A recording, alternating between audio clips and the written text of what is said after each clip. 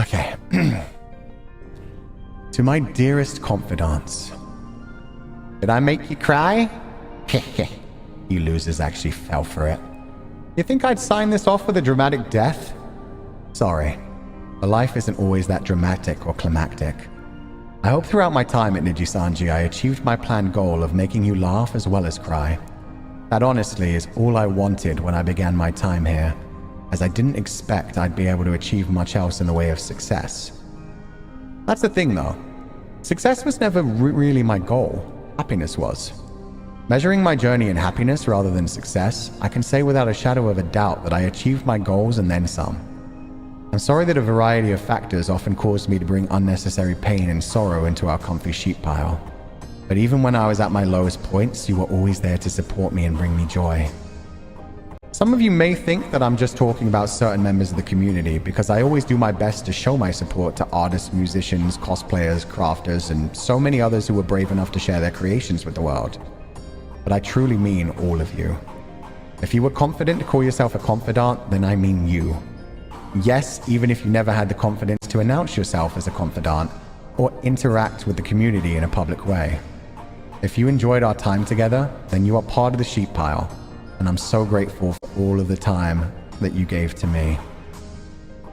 I hope that it didn't chicken out and I properly expressed just how much Noctix, the other members, and the opportunities from working at Nijisanji meant to me. When I say that Noctix felt like a found family, I meant it. But above that, the sheep pile has always been my home. I know that it may come across as cringe for me to say this, but all the memories that we've shared over the last 3 years have changed not only my life, but my whole nature as a person. Noctix saved my life when I needed it the most, and Confidants gave my life new meaning.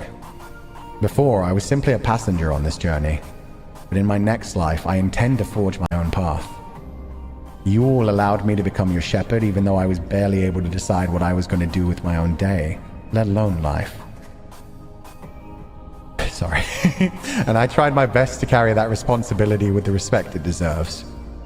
I'll most likely still mess up, meander, and take long breaks, but my time here with all of you has made me confident to chart my next course. I know this decision may hurt some of you, and it's okay to feel that pain.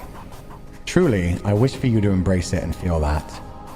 The pain is proof of how much we cared for one another, and the whole reason this message is pre-recorded and scripted is because at this point I'm probably crying my eyes out. I didn't want my final words to be choked out through tears. Side note, I didn't have time to pre-record this. So I'm just doing my best to get through this. I'm also still a little bit embarrassed about crying for myself in front of other people.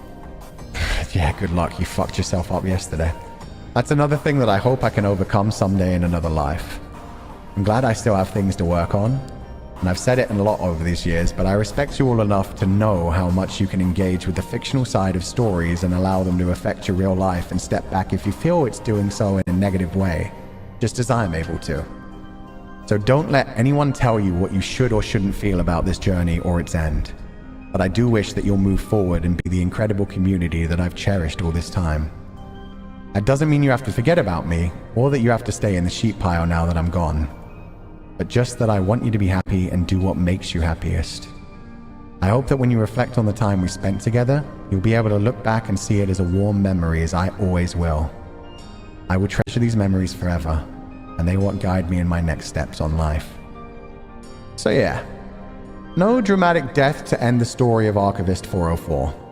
Instead, we're ending on an overly dramatic and cringe farewell, but with a wish that we might meet again in another life. I've always told you all to be cringe but free after all. I always talk about how I love angst and tragedy, but I'm also a sucker for sappy happy endings. And after the fact, sorry. Even though those are usually just the end of a storyline and not the full story of life. Life is full of ups and downs. Without the bad, the good wouldn't feel as sweet. The only thing that we can truly hope for is that at the end of our lives, we can tally up all that we've done and say, I wouldn't have changed a thing. Of course, there are regrets that I have, and mistakes that I've made. Tons, in fact. But the fact that I managed to make it to this point and become the person that I am today makes me so happy. I wouldn't have changed a thing, because if I did, then I wouldn't be saying this all to you now in the way that I am.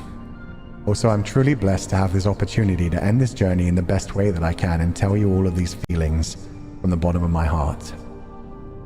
So many people never get that opportunity, and I didn't want to waste it. So thank you for letting me say all of this and for joining me on these final few months as I tried to wrap everything as neatly as I could and cross a few wonderful goals off of my bucket list. Final page, guys. You're almost free. I'm meandering already.